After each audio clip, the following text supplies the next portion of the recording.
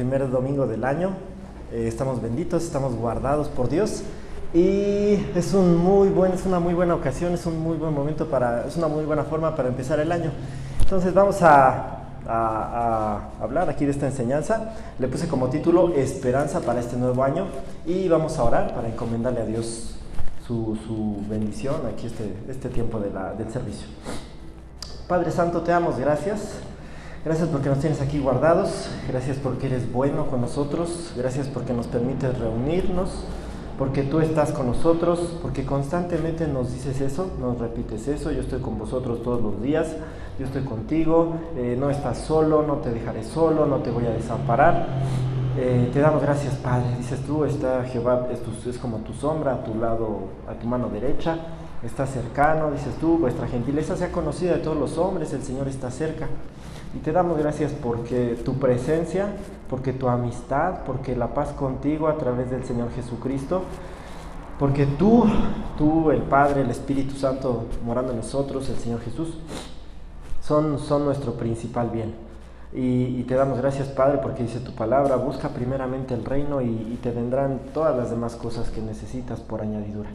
Te pedimos por favor que abras nuestro corazón, que abras nuestro entendimiento, que toda distracción, que toda mala actitud, que todo pecado, que toda cuestión que obstruya nuestra relación contigo, tu mensaje, la enseñanza del Espíritu Santo a nosotros, que sea quitada. Por favor, Señor, te necesitamos, te suplicamos que vengas, que nos transformes, que este mensaje forme parte de tu santificación en nuestro corazón, de tu obra en nosotros, que la has comenzado y dices tú que la vas a perfeccionar hasta el día de Jesucristo, y nos haces entender que nuestra relación contigo nunca va a terminar, es eterna, es por siempre y para siempre. Gracias por tu amor y te bendecimos en nombre del Señor Jesucristo, nuestro poderoso Salvador. Amén. Bueno, miren, en este contexto de que empieza el año, de que las personas tenemos buenos propósitos, de que hay veces que hasta los apuntamos o haz tus propósitos, y que la gente dice ahora sí voy a empezar, y que de alguna forma está vinculado con un nuevo ciclo, a lo mejor en el trabajo o en una esfera escolar, tal vez sí se acabó el año y empieza otro, o vamos a iniciar algún proyecto, etc. Entonces sí podríamos vincular que inicie este año con que hay otras expectativas, hay escenarios nuevos y podemos esperar algo bueno.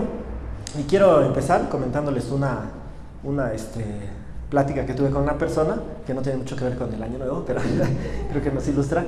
Esta persona estuvo sujeta a un tratamiento médico y entonces estaban vinculados varios especialistas y estaban las personas ahí valorándola y tenía que recibir cierta atención específica, y uno de ellos, digamos como que el que llevaba toda la atención, le dijo: mira, nosotros ya hicimos lo que más se podía, has recibido una buena atención, de parte de nosotros nos hemos esforzado, hemos hecho lo que está en nuestras manos. Y le dijeron a esta persona, que no es cristiana ni me comentó que los médicos lo fueran, dice: bueno, pues ahora te toca ir allá arriba y pedir. Ay, pues tú arréglate con Dios y pide por ti y que te ayude. Entonces, esta plática creo que nos ilustra porque las personas de alguna forma tenemos esa perspectiva, todo ser humano, y se ve mucho en esta época del año. O ayer o hoy, en estos días, nos mandan mensajes o recibimos o vemos que hay publicidad, y que sea pues feliz Navidad y próspero año nuevo, y que hayan bendiciones, y a lo mejor pegamos en nuestra puerta, los vecinos pegan ahí algún anuncio, algo decorativo que dice paz, prosperidad. Y miren, tenemos acá por ejemplo unos vecinos míos que pusieron unión, paz, armonía y fe, y casi nunca vinculan esos buenos deseos con Dios, con el Señor Jesucristo. Pero pues indirectamente las personas entendemos que queremos algo bueno y que Dios nos puede ayudar. Y así lo decimos: mira, que Dios te bendiga. Y creo que hasta las personas que están así, digamos, viciadas en algún aspecto de su mente y que procuran su daño o el daño de los demás, en su lógica ellos piensan que esa es la mejor forma de ver la vida o de recibir algo bueno. Entonces casi siempre las personas pensamos en Dios y queremos algo bueno de Dios. No estamos esperando acudir con Dios, aún la gente que no es salva, y que recibamos un rayo ¿no? No, pues la gente como que tiene la expectativa de que Dios es bueno. Y hay algo de la gracia común, de la imagen de Dios en nosotros que nos intuitivamente nos lleva a eso. Miren, yo les quiero leer algunos versículos. Vamos a empezar el primer punto. Habla acerca de que Dios es el autor de toda buena dádiva. Y miren, les voy a leer Génesis 1:27. Vean, es cuando Dios diseña al ser humano y le pone un propósito. Dice estos versículos: creó Dios al hombre a su imagen, a imagen de Dios lo creó, varón y hembra los creó, y los bendijo Dios y les dijo: fructificad y multiplicaos, llenad la tierra y sojuzgadla y señoread en todos los peces del mar, en toda la creación. Entonces vemos que el diseño para el ser humano era ese. Vean qué posición de tanta relevancia sobre la creación, ¿no? Te voy a bendecir, multiplíquense, gobiernen todo. Ninguna criatura, ninguna autoridad por encima del ser humano. Ahora, después de Génesis 1, o sea, no duró mucho esto, y en Génesis 3 nos narra la trágica entrada del pecado aquí a este mundo. Entonces se deterioró todo, empezó a ser un caos, y entonces ya no hay una relación tan fluida como la tuvo Adán y Eva antes de la caída. Pero les quiero leer Génesis 12. Ya en un mundo caído, ya con ese elemento trágico del pecado, Dios llama a un hombre que se llama Abraham y le dice: te bendeciré, engrandeceré tu nombre, bendeciré a los que te bendijeren y maldeciré a los que te maldijeren, y serán benditas en ti todas las familias de la tierra. Entonces aquí en este versículo también se ve que Dios no tiene nada más la intención de bendecir a Abraham, que si bien le hace promesas específicas a él, pero aquí en esta frase dice que Dios quiere bendecir a todas las personas. Podemos entender, miren, en Santiago 1:17 dice: Dios es el autor de toda buena dádiva y de todo don perfecto. Juan el Bautista dice en un versículo: nada puede recibir el hombre si no fuere dado de parte de Dios. Entonces sí es lógico, sí es muy entendible que nosotros pensemos que Dios da cosas buenas, que nosotros busquemos a Dios para recibir algo, que digamos la persona sobre quien está la mayor fuente de bien, pues es Dios.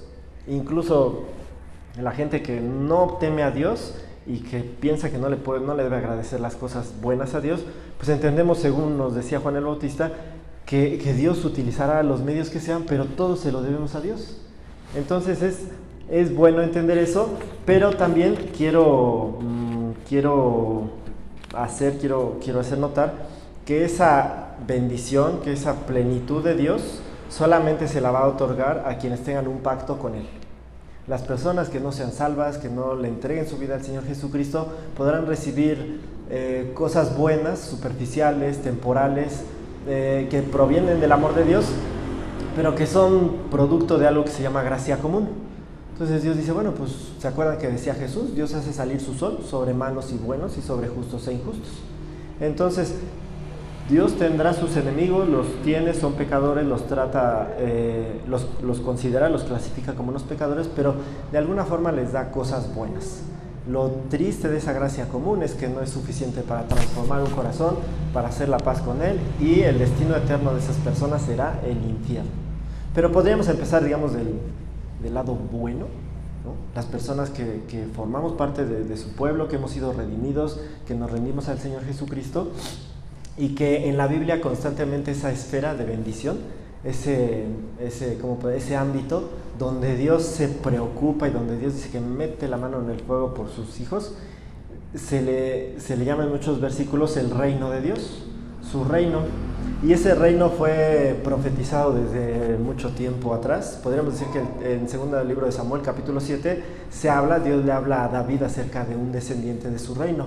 David ya era un rey, y David ya había tenido paz de sus enemigos, y Dios lo visita y le dice: mira, voy a hacer un pacto contigo, y tu descendencia va a ocupar el trono eternamente, y ese trono va a ser de justicia. Y miren, quiero leerles algunos versículos que nos hablan de ese reino que gobierna a Dios.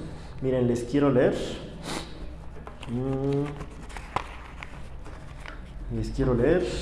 Daniel 4:34. Dice: mas al fin del tiempo yo, Nabucodonosor, alcé mis ojos al cielo, y mi razón me fue devuelta, y bendije al Altísimo, y alabé y glorifiqué al que vive para siempre, cuyo dominio es sempiterno, y su reino por todas las edades. Entonces vemos que el reino de Dios en este aspecto es espiritual actualmente, pero no tiene fin. Una vez que Dios gobierna, que Dios establece su reino, va a tener una duración eterna.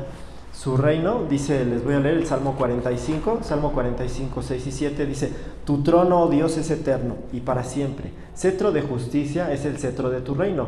Has amado la justicia y aborrecido la maldad. Por tanto te ungió Dios, el Dios tuyo, con óleo de alegría más que a tus compañeros. Y miren, muchas veces, por ejemplo, en este versículo habla acerca del Señor Jesucristo. En muchos versículos del Nuevo Testamento, el reino se refiere a Israel, a la nación de Israel, y a la forma futura en la que Israel físicamente va a gobernar, con el Señor Jesús aquí en la tierra, un periodo de 1000 años. Propiamente esa es la aplicación primaria, pero hay principios que se desprenden que a todos los que son de su pueblo, Dios los bendice de esa forma. Miren, por ejemplo, este salmo, el que les acabo de leer, Salmo 45, dice: Dios te ungió con óleo de alegría. Dice que el reino de Dios es de justicia, que es algo que dura para siempre. Podríamos entender, digamos, si tenemos la expectativa de buenos propósitos o qué nos depara para este año, podemos entender, mira, Dios no está como en la época, ¿se acuerdan la narración de Egipto? Que hay 7 años de vacas gordas y luego van a venir las vacas flacas. Entonces, mira, ahorita Dios está bendiciendo y pues aprovecha, ¿no? Porque a lo mejor en 2-3 años, pum, cierra la llave. Y bueno, pues hay ciertas variables, ¿no? A lo mejor Dios va bien, pero puede entrar en crisis. Entonces, ¿qué nos dice Dios? Mira, su reino es para siempre. Dice aquí: te ungió Dios con óleo de alegría. En su reino no hay... No es un diseño de Él que estemos tristes, que estemos afligidos, que estemos derrotados, que estemos deprimidos, que pensamos que no hay expectativas, que digamos, no, pues como que, híjole, qué bueno es Dios, pero las cosas se ven muy adversas, no hay muy buenas salidas, sabes que mejor voy a tener que recurrir al pecado. ¿Qué es lo que Dios dice? Tiene la capacidad para gobernar, tiene los recursos suficientes, tiene la buena voluntad para bendecir a la gente de su reino, y ese reino va a durar para siempre y Dios va a establecerlo. Y miren, ese concepto del reino en el pueblo de Israel era algo muy común, era algo que las personas así entendían, que esperaban con ánimo, que después de que nacionalmente fueron maltratados y salían de una para entrar a otra. No sé si se acuerdan, casi desde que salen de Egipto, que el desierto, que los jueces, que los pueblos alrededor, que se los llevan los de Babilonia. Entonces, en estas profecías, en estas enseñanzas del Antiguo Testamento, ¿qué es lo que decían? Un día va a llegar el pueblo de Israel a tener hegemonía en todo el mundo y Dios los va a bendecir. Y bueno, el Señor Jesucristo toma ese concepto del reino y en el Nuevo Testamento lo empieza a comentar, y es algo muy recurrente. Si ustedes se acuerdan, el Señor Jesús, cuando empieza su predicación, ¿qué es lo que dice? Arrepentíos, ¿por qué? Porque el reino de los cielos se ha acercado. Y empieza a hablar parábolas acerca del reino. El reino de los cielos es semejante a tal cosa, el reino de los cielos es parecido a esto y se comporta de esta forma. Y luego Jesús dice en algunas partes, si yo echo demonios por el dedo de Dios, el reino está entre vosotros. El reino de vosotros se ha acercado. Cuando Jesús empieza a hablar, ya es algo que está conjugado en tiempo presente. Tal vez en el Antiguo Testamento, en la época de que hablaban los profetas, había un cumplimiento de alguna forma inmediato y después era para el futuro. Pero cuando Jesús empieza a usar ese concepto, empieza a decir que ya es algo actual, desde aquel tiempo, y bueno, ya que Él formó su iglesia, que es una nueva forma, un nuevo pueblo para Él. Entonces, miren, les quiero leer, por ejemplo, Marcos 15:43. Están hablando de una persona que se llama José de Arimatea. Les leo, dice: José de Arimatea, miembro noble del concilio, que también esperaba el reino de Dios, vino y entró osadamente a Pilato pidiendo el cuerpo de Jesús. Entonces aquí la frase que yo quiero destacar es que José de Arimatea se atrevió y era una persona que seguía a Jesús. ¿Y qué hacía? Esperaba el reino. En Hechos 1:3, Jesús ya resucitó. Ya pasó toda la situación complicada, lo crucificaron, que pensaban que ya se había acabado todo, pasan los 3 días, resucita, y dice aquí que Jesús está hablando, dice: a quienes también, después de haber padecido, se presentó vivo con muchas pruebas indubitables, apareciéndoseles durante 40 días y hablándoles acerca del reino de Dios. Unos versículos después, vean la reacción de sus discípulos. Hechos 1:6. Y le preguntan los discípulos. Entonces los que se habían reunido le preguntaron: Señor, ¿restaurarás el reino a Israel en este tiempo? ¿qué es lo que dicen? Bueno, pues estás hablando de un reino y es real, es más, ya resucitaste. Entonces, pues ya, digamos, órale, ¿no? Ya que se vea, que empieza, toma posesión del gobierno de este país, como dicen las escrituras. Eso es muy importante. Nosotros no formamos parte del pueblo de Israel, no estamos en ese contexto histórico, pero tenemos esa expectativa de cosas buenas. Y Dios quiere eso, Dios quiere de su pueblo que pensemos que Dios nos quiere dar cosas buenas porque en su palabra lo prometió. Porque ya les había dicho, desde Abraham les dijo, te bendeciré a los que te bendijeren, maldeciré a los que te maldijeren, porque el Señor Jesús después que resucita le dice, toda potestad me ha sido dada en el cielo, vayan y prediquen y yo estoy con ustedes todos los días hasta el fin del mundo. ¿Se acuerdan una parte de Judas que dice, poderoso es Dios para guardaros sin caída y presentaros sin mancha delante de su presencia con gran alegría? Dice Pedro, si vamos a ser afligidos va a ser por un poco de tiempo y cuando sea necesario. Entonces Dios quiere darnos cosas buenas y espera eso de nosotros. Y como José de Arimatea, si nosotros esperamos algo bueno de Dios, podemos ejercer nuestra fe. Podemos pensar, mira, sí vale la pena. A lo mejor en el caso de él era un riesgo, era una situación complicada, iba a enfrentar rechazo, oposición social, tal vez un peligro físico, pero se atrevió. ¿Por qué? Porque esperaba el reino de Dios. Entonces eso es lo que Dios quiere hacer con nosotros. Pero miren, quiero leer ahora una parte que es más o menos famosa. Nada más podemos esperar esa bendición, esa protección, si estamos, ¿dónde? En su reino, en el reino de Dios. Miren, les quiero leer Efesios 5, 25 y 26. Y habla acerca de quienes entran al reino de Dios. Dice que las personas entran al reino de Dios naciendo de nuevo. A ver, miren, les voy a leer una parte de Juan 3, perdón. Jesús habla con Nicodemo y habla acerca del nuevo nacimiento. Quiero leerles de Juan 3, los versículos 3 al 5. Dice, respondiendo Jesús le dijo a Nicodemo, de cierto te digo, el que no naciere de nuevo no puede ver el reino de Dios. Nicodemo le dijo, ¿cómo puede un hombre siendo viejo nacer siendo viejo? ¿Puede acaso entrar por segunda vez en el vientre de su madre y nacer? Respondió Jesús, de cierto te digo, el que no naciere del agua y del espíritu no puede entrar en el reino de Dios. Esta conversación es relevante aquí en nuestro tema que comentamos, porque, vean, Jesús está hablando con Nicodemo. No sé si recuerdan, se reúnen y quien inicia la conversación es Nicodemo. Y le habla, maestro, sabemos que tú haces buenas cosas y que Dios está contigo, nadie que no venga de parte de Dios puede hacer estas cosas que tú haces. ¿Se acuerdan? Nicodemo jamás menciona esta expresión del reino, nada. Nicodemo está hablando de alguna forma de la obra del Señor Jesucristo y de que es algo asombroso y que es un maestro. ¿Y quién va, digamos, como al grano, al corazón de Nicodemo? Jesús. Y le dice, si quieres entrar al reino, ¿qué tienes que hacer? Nacer de nuevo. Y Nicodemo sigue platicando con Jesús y Nicodemo le dice, bueno, pero ¿cómo puedo nacer de nuevo? El reino de Dios y lo que ello significa no se pone a discusión. No le dice Nicodemo, oye, ¿qué es eso del reino? Oye, pues yo te estoy hablando de milagros y tú me hablas acerca del reino, no entiendo lo que me quieres decir. No, lo que no entendió era acerca de nacer de nuevo. Y eso, digamos, es lo más importante de esta enseñanza. El asunto de que para que yo pueda participar de las cosas buenas y espirituales y duraderas de Dios y los buenos propósitos para este año y para que yo pueda tener unas expectativas correctas, ¿qué me dice la Biblia?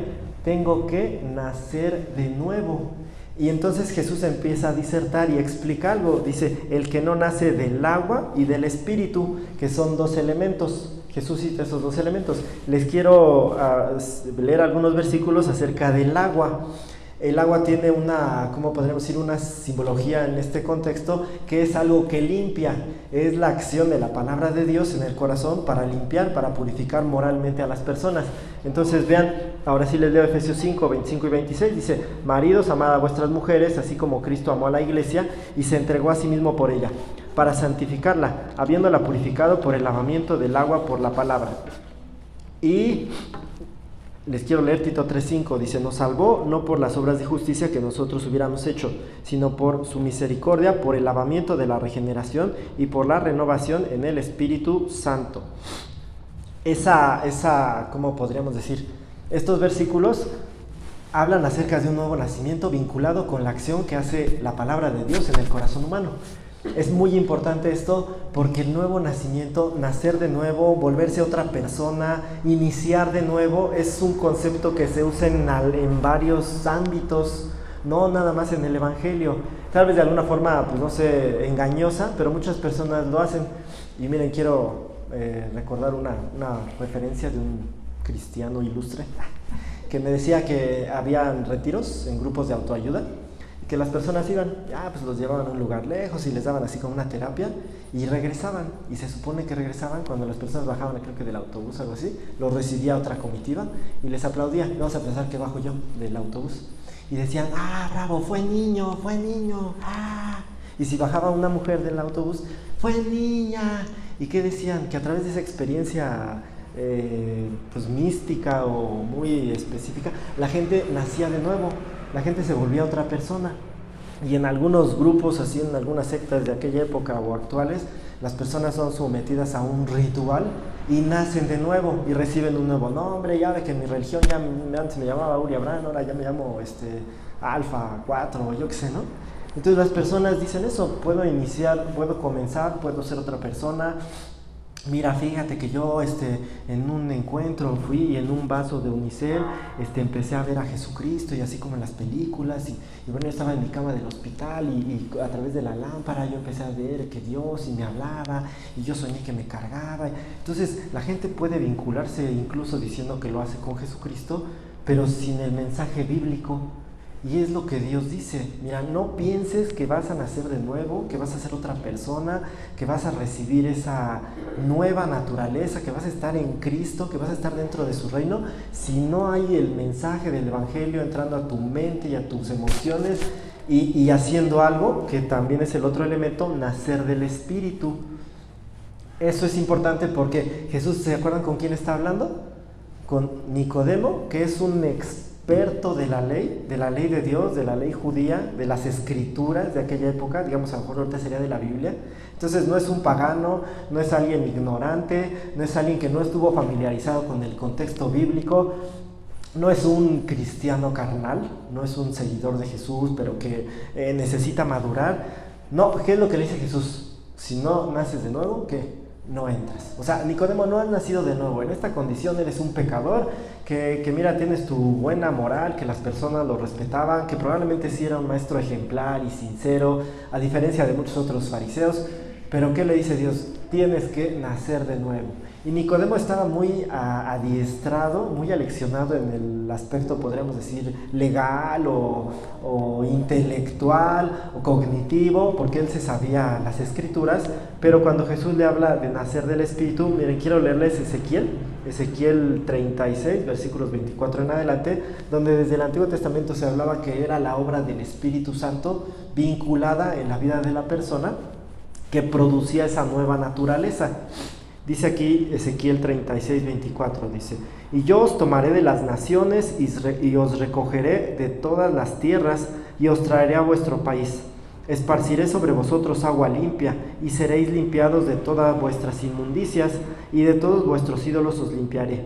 Os daré corazón nuevo y pondré espíritu nuevo dentro de vosotros y quitaré de vuestra carne el corazón de piedra y os daré un corazón de carne. Y pondré dentro de vosotros mi espíritu, y haré que andéis en mis estatutos, y guardéis mis preceptos, y los pongáis por obra.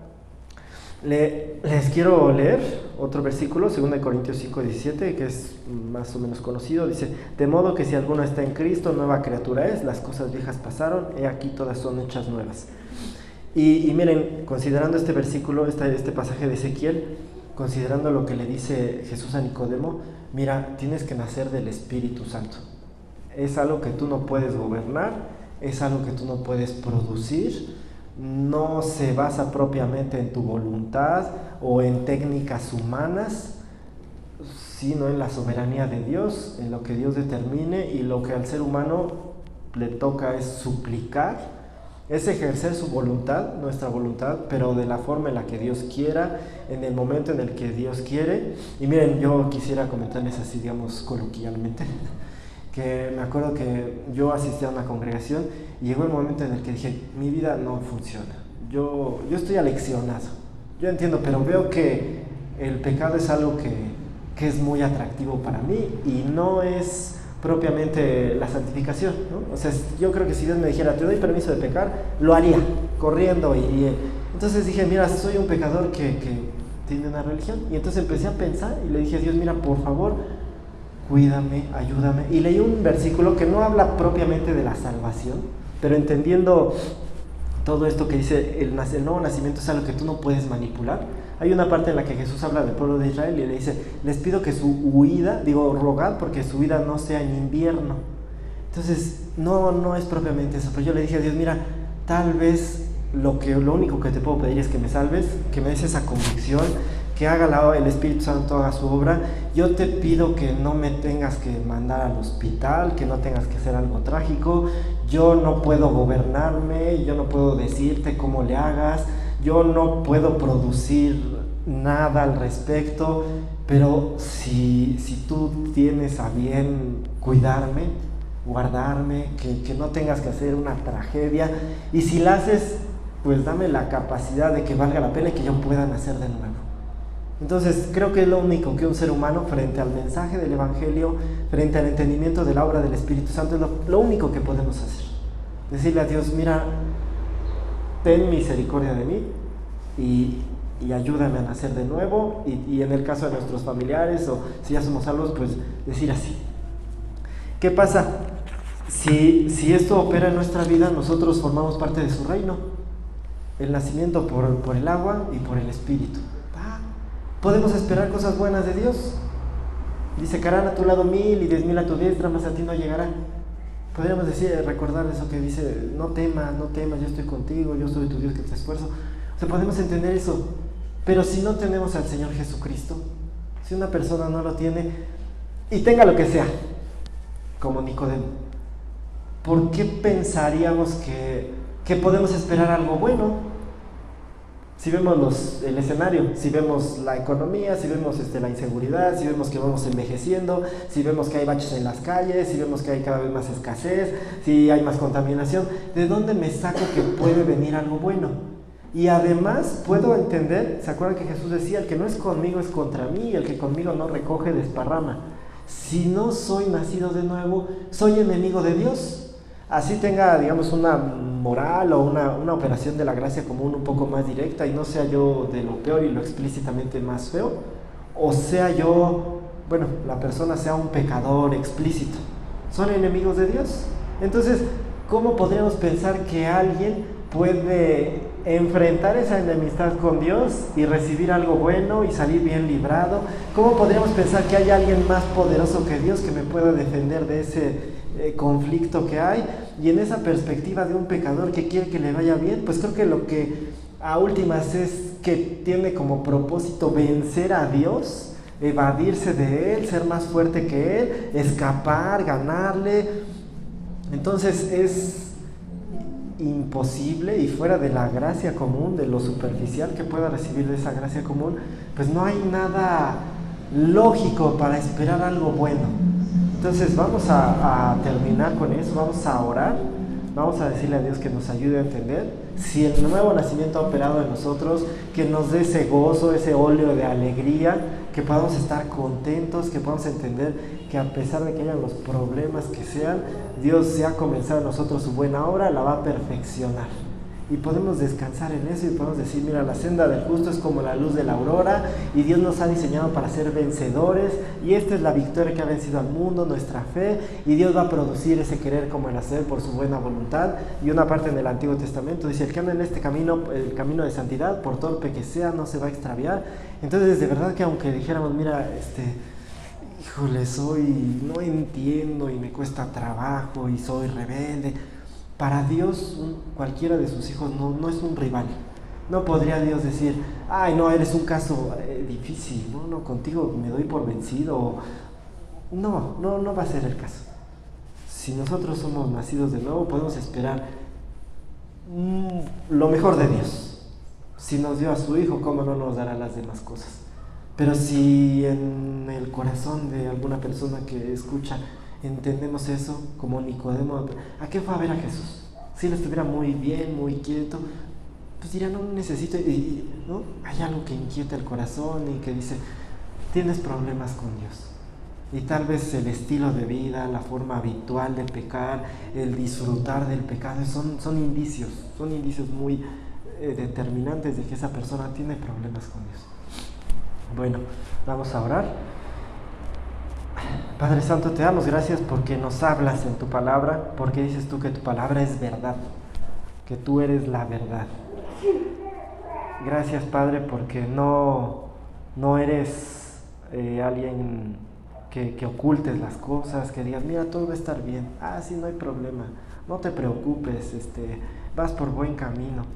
Si somos de tu pueblo, si tú nos has redimido, si la obra del Señor Jesucristo ya operó en nuestros corazones, te damos gracias porque nos recuerdas que tienes poder y amor y buena voluntad para bendecirnos. Si no, Padre, te suplicamos que esa obra regeneradora del agua y del Espíritu sea eficaz en los corazones de quienes no te conocen, que podamos entender que la santificación y caminar contigo nunca va a empezar si no es a través de la justificación. Ese va a ser el primer paso, nacer de nuevo, rendirnos a Jesucristo. Te pedimos por nuestra familia y nuestros conocidos que no son salvos. Te pedimos que hagas tu obra en nosotros y que nos uses, Padre, para que demos fruto al 30, al 60 y al 100 por uno.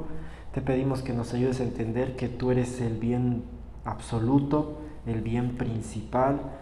Perdónanos porque muchas veces buscamos las demás cosas y somos convenencieros, pero aún así tú nos dices, ven, busca el reino de Dios y te voy a abastecer. Ayúdanos a entender eso y a ejercitar nuestra fe cotidianamente.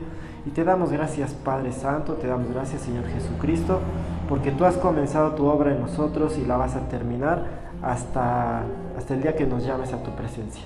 Gracias porque nos amas, bendito sea tu nombre. En tu nombre oramos, Señor Jesús. Padre Celestial, gracias por Jesús. Amén. Bueno, vamos a...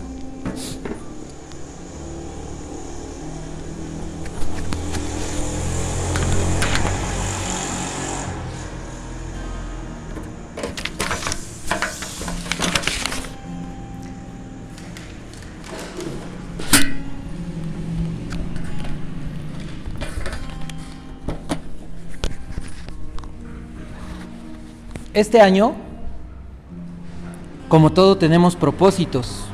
Bueno, la mayoría hacemos propósitos, hacen una lista. La verdad es que no siempre se hace esta lista, pero como iglesia sí. Creo que Dios ha puesto delante de nosotros llamémosle así, la visión. Dice Proverbios, el pueblo sin visión se desenfrena. ¿De qué se va a tratar este año? Y lo vas a estar diciendo constantemente, pero todo va a estar enfocado en esto. En amar a Dios. Para amar a Dios necesito conocer a Dios. Porque a veces mis problemas son tan grandes que los pongo al nivel de Dios. Pero Dios no se compara con mi vida ni con mis problemas. El mundo es muy difícil, es muy fea la vida y sí, pero a veces veo la vida y la pongo del tamaño a la par de Dios. Y eso es un error. ¿Sí? A veces la gente, siempre estamos comparando a Dios casi a la par de todo lo malo. ¿Por qué? Porque no conocemos a Dios. Porque decimos, Dios es grande, pero es que mis problemas. Es que Dios es todopoderoso, pero es que tú no sabes lo que yo vivo. No entendemos. No amamos a Dios porque no lo conocemos. No amamos a Dios porque no entendemos lo que significamos para Dios.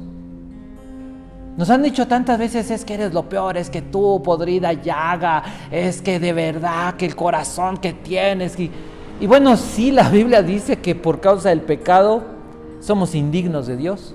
Pero la Biblia dice que Dios nos ama. Y la Biblia dice que por amor Dios dio a Jesús. ¿Significas algo para Dios? Somos extraordinariamente importantes para Dios. ¿La Biblia qué dice? Hechos a su imagen y semejanza, nadie como el ser humano. Y Jesús se hizo hombre. Importas para Dios, somos importantes. Y yo entiendo quién es Dios, el amor que Dios tiene por mí y lo que significo para Dios. El mundo está mal, mis problemas son muy grandes para mí, pero comparados con Dios, no se compara. Entonces, la visión es amar a Dios. Para amar a Dios necesito conocer a Dios y voy a entender lo que significo para Dios. Y entonces voy a reflejar a Jesús en todas mis relaciones. De eso se trata la Biblia. De eso se trata la historia del ser humano. Desde Génesis hasta Apocalipsis. No estamos descubriendo el hilo negro, pero estamos enfocándonos en algo bien sencillo. Amar a Dios, conociéndolo, entendiendo lo que significo, y entonces reflejaré a Jesús en todas mis relaciones. La Biblia enseña, hablando en un aspecto de esto, ¿se acuerdan la historia de la viuda de las dos blancas? ¿No? La conocemos así. Y dice la Escritura, mientras Jesús estaba en el templo, observó a los ricos que depositaban sus ofrendas en la caja de las ofrendas. Luego pasó una viuda pobre y echó 2 monedas pequeñas. Si terminamos la historia allí, han oído eso de que no importa lo que le des a Dios, tú echa una moneda de 50 centavos, a Dios le agrada si tú lo das con amor, con fe. ¿La Biblia dice eso? La Biblia no dice eso. La Biblia nos presenta esta historia, Lucas hablando de Jesús como el hombre perfecto, como Dios, y presenta a Jesús en el templo, donde se reunía la gente con una responsabilidad a adorar a Dios. Jesús está viendo y no solamente ve una fila de personas que, como los ricos, entendían que era su responsabilidad ofrendar, era un privilegio, era una obra que Dios había mandado, las ofrendas, los diezmos y el diezmo de la tierra, el diezmo de las riquezas, las primicias, y había un conjunto de ofrendas que se daban. Y está una fila, Jesús está observando, pero Jesús no solamente observa lo que hacen, pero observa la actitud con la que la hace. Y entonces hablemos de Jesús como Dios. ¿Qué hace Jesús? Observa las acciones y las motivaciones. Jesús califica las acciones y las actitudes. Y Jesús expresa lo que Él siente de esas acciones y de esas actitudes. Jesús es Dios. Entonces tú puedes saber que cuando estás en la iglesia, cuando estás en tu vida, Jesús está observando tus acciones y tus motivaciones. Jesús califica tus acciones y tus motivaciones. Y Jesús expresa el corazón de Dios, lo que Dios siente de tus acciones y motivaciones. Entonces los ricos ofrendaban porque era correcto, era su deber. Y no dice la Biblia, daban poquito. No es que daban 2 pesitos. No. Lo que califica a Jesús es la actitud, algo que no les dolía, algo que les dice de lo que les sobraba, ¿no? Lo dice el verso 3. Les digo la verdad, dijo Jesús, esta viuda pobre, voy a hablar de los ricos, dice, pero ellos dieron una mínima parte de lo que les sobraba. Una mínima parte de lo que les sobraba. Ellos ofrendaban no con fe, no con amor. Cumplían. Quiero estar bien con Dios, entendían eso. Si yo le doy a Dios, estoy bien. Si yo le doy a Dios, voy a estar bien. Pero no lo hacían con amor. ¿Cuál es el propósito, dijimos, de este año? Amar a Dios, porque lo conocemos. Para ellos, Dios, ¿cómo era? Dios con quien se negociaba. Mira, Dios, yo le eché para que tú me bendigas. Pero no es así la relación con Dios. La relación con Dios se trata no de lo que hago, sino de lo que siento hacia Él, lo amo. Hablemos de la viuda. No dice la Biblia, es que mira, tú da lo que te sobra, echa 2 moneditas y Dios se agrada de eso. No dice eso. Dice que esa viuda está en una fila de ricos, y entre esos ricos está la viuda pobre, porque lo dice Jesús, viuda y pobre. O sea, no tenía a nadie que le sostuviera, no tenía familia, no tenía nietos, hijos, no tenía esposo, obviamente, no tenía nadie que le diera, no tenía. Pero está formada para echar 2 monedas pequeñas. Pero esas monedas, dice Jesús, dio todo lo que tenía. Eran todo lo que tenían. Entonces dices tú, a ver, ¿por qué se formó? Porque la gente va a decir, no, mira, no le eches, porque a lo mejor tú no tienes trabajo. No le eches porque a lo mejor eres flojito y no trabajas y pues tienes poquito. Mira, no eches porque Dios no necesita, porque Dios es rico. No, Jesús no dijo eso.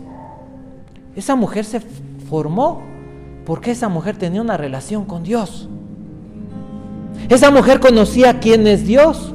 Esa mujer dio todo lo que tenía, porque esa mujer amaba a Dios, porque Dios no era del tamaño de sus 2 monedas, porque Dios para ella no era el tamaño de su pobreza, de sus problemas, de su soledad. Para ella, para esa mujer, Dios era Dios. Entonces, la Biblia no dice, lo que la Biblia no dice es, da poquito, aunque sea poquito, porque Dios se agrada. Eso no lo dice. La Biblia no dice, da lo que te sobra o lo que no te duela. Eso no lo dice. La Biblia no dice, da lo que quieras, pero con buena actitud. No dice eso la Biblia. ¿Qué sí dice la Biblia? Que Dios observa lo que haces y tus motivos. Que Dios observa cuando das de lo que te sobra, lo que no te duele. Si yo tengo mucho dinero y les invito a comer tacos de canasta, pues no me va a doler. Pues ¿cuántos te echas? Hago la cuenta. 1,000 pesos me voy a gastar, quedo bien con todos. 1,000 pesos a mí no me duelen. Digo, en un ejemplo, ¿no? En un ejemplo, o sea, porque sí, ahorita digo, no los manejamos, ¿no? En este momento. No, se trata de amor. Esa mujer expresa su amor a Dios confiando.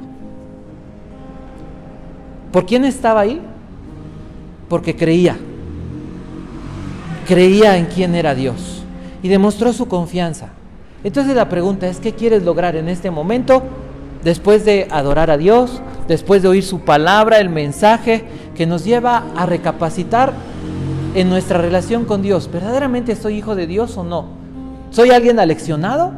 ¿Alguien que ha practicado ya no la religión de antes, sino una nueva idea de cómo relacionarme con Dios, intentando como quedar bien? ¿Qué quieres lograr? ¿Qué quieres en este año? Yo creo que todos diríamos, yo quisiera imitar el amor que esa viuda tenía por Dios. Quiero imitar la fe, porque lo que dijo Jesús es, no, casi paró la escena. O sea, Lucas dice, miren, vamos a congelar aquí la escena. Y Jesús habla.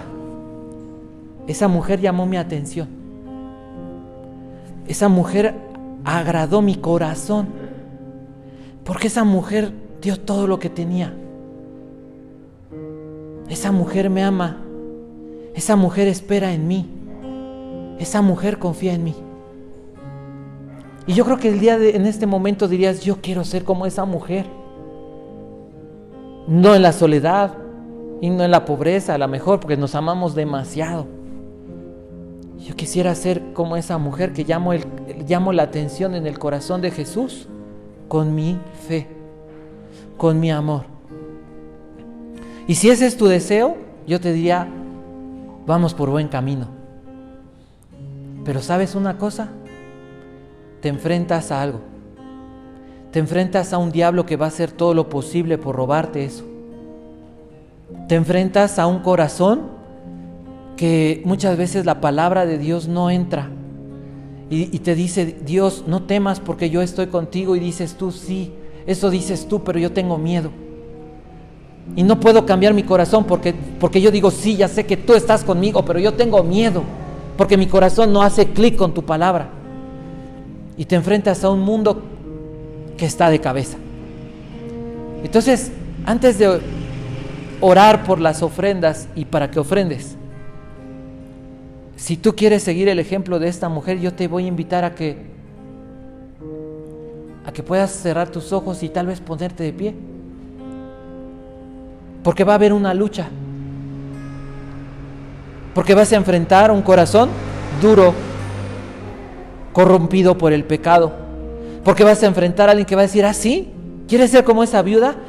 Pues me voy a encargar de buscar la manera en que no puedas creer y no puedas amar a Dios, y voy a tratar de hacerte la vida difícil, que se llama diablo. Y vas a necesitar fe. Y vas a necesitar amor. Y vas a necesitar decirle a Dios de verdad, para expresarme y para relacionarme con la gente como Jesús, voy a necesitar de ti. Y voy a necesitar de tu gracia. Y voy a necesitar de tu poder. Y voy a necesitar de tu abrazo. Y voy a necesitar que cada momento tu palabra me recuerdes, yo estoy contigo. Y por eso quiero orar por ti. Y por eso quiero invitarte a que puedas decir, yo quiero ser como esa viuda, Dios, conociéndote, amándote, pero necesito de ti.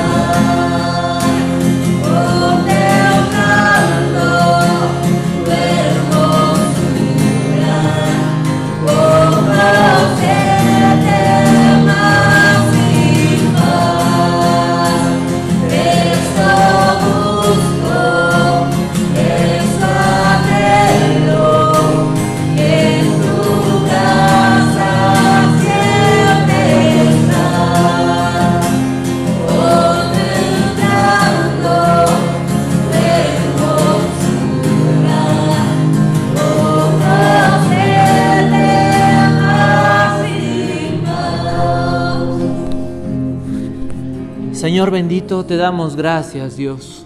Gracias, Señor, porque en esta pequeña historia nos vemos reflejados. Sí, como decía el salmista, he sentido en mi corazón ese llamado que dice: ven y búscame. Señor, queremos, así como hoy comenzamos este año, presentes dentro de la iglesia, no a distancia. Señor, hemos entendido que la iglesia es la reunión de los santos, donde juntos disfrutamos de tu presencia. Lo hacemos a solas en la intimidad, pero has diseñado la iglesia para fortalecernos, para animarnos, para consolarnos, para disfrutar de tu presencia, llenando nuestros corazones por medio de tu palabra, por medio de la adoración. Señor, así como esta mujer, el día de hoy nos presentamos delante de ti. Señor, queremos amarte y necesitamos conocerte para que nuestros problemas no nos impidan acercarnos a ti. Queremos adorarte como lo hizo esta mujer, confiando en ti. Algo extraordinario que podemos ver es cómo detuviste todo. Es como el Espíritu Santo llama la atención para que podamos oír tus palabras y como decías de esta mujer: hey, ella me conoce. Ella me ama y esto me ha gustado. Me ha gustado que ella ha dado todo lo que tenía, porque su vida no depende de lo que pueda tener, porque no tiene dinero y lo poco que tiene me lo ha dado, porque no tiene a nadie, pero no se siente sola, porque me tiene a mí, porque me conoce y no solamente me ama, sino que ha entendido. Su amor se basa en lo que ella sabe que representa para mí. Es maravilloso, Dios. Ver cómo esta mujer, al vivir en tu presencia, al ser una mujer que te adoraba, una mujer de oración, se presenta y dice: aquí está todo, Dios, porque mi vida no depende de esto, porque mi vida no se trata de mí, mi vida se trata de lo que tú y yo tenemos. Hoy queremos como iglesia decirte lo mismo. No se trata de lo que tenemos, no se trata de lo que hacemos. Se trata de ti y de lo que nosotros significamos, del amor que nos tienes y del amor que ahora queremos tener hacia ti. Pero sabes, reconocemos que nuestro corazón es duro y reconocemos que hay alguien que intenta amenazarnos. Hay alguien que nos llena de mentiras la cabeza y nos dice: ¿dónde está? Porque estás solo, ¿Dónde está? ¿Dónde está Dios? Porque tú nada más tienes 2 pequeñas monedas que no te alcanzan ni para el día. Hay alguien que dice: mira, los problemas están bien fuertes. Hay alguien que dice: mira, eres de lo peor. Hay alguien que nos dice: ¿Tú crees que de verdad Dios puede interesarse en alguien como tú? Batallamos en nuestro corazón, Padre, y necesitamos el poder de tu Espíritu, la fortaleza de tu Espíritu. Necesitamos la llenura de tu amor, de tu gracia, que tu palabra se avive en nuestros corazones. Te pedimos ayuda, Dios. En el nombre de Jesús, Padre, te pido, Dios, que tu Santo Espíritu llene cada corazón, llene cada familia, llene cada matrimonio. Te pido, Dios, que nos llenes, que nos des el poder, la gracia, la capacidad para vivir, Dios Santo, conforme a esta palabra, conforme, Dios, a este propósito. Nuestra vida se trata de amarte. Para amarte te necesitamos conocer. Necesitamos conocer lo que representamos, lo que interesamos, lo que importamos, lo que significamos para ti. Necesitamos sentirnos amados. Necesitamos que tu palabra que dice: yo estoy contigo, que tu palabra que dice: de tal manera te amé que di a mi hijo. Y si no escatimé a mi propio Hijo, ¿cómo no te daré con Él todas las cosas? Necesitamos que tu palabra llene, Dios, sature nuestro corazón. Nos ponemos en tus manos, pongo en tus manos cada familia y cada persona que el día de hoy, al oír este mensaje, al oír esta palabra, al oír esta historia, pueda decir: yo quiero conocer a Dios como lo conoció esta mujer. Señor, sé nuestro ayudador, sé nuestra fortaleza. Avívate en nuestro corazón, Padre. En el nombre de Jesús, te doy gracias por lo que tú has comenzado a hacer. De hace unos días, de hace unas semanas, y lo que seguirás haciendo en la vida de mis hermanos y en mi vida, en cada momento, en cada instante. Y también oramos por estas ofrendas que hemos de depositar. Las damos con amor y las damos porque confiamos en ti. Las damos porque es bueno, porque es algo que tú demandas de nuestras vidas, pero no lo hacemos con tristeza, lo hacemos con amor. En el nombre de Jesús, recibe esta ofrenda. Agrádate de nuestro corazón, de nuestra actitud y de lo que hacemos. Oh Dios, gracias por estar con nosotros. Gracias por lo que has hecho y gracias por lo que seguirás haciendo. En Cristo Jesús. Levanta tus manos. Adoremos a nuestro Dios. Haz de esta canción una oración. Haz de esta canción una declaración de tu fe y de tu amor por Dios. Haz de esta oración lo que significa Dios para ti.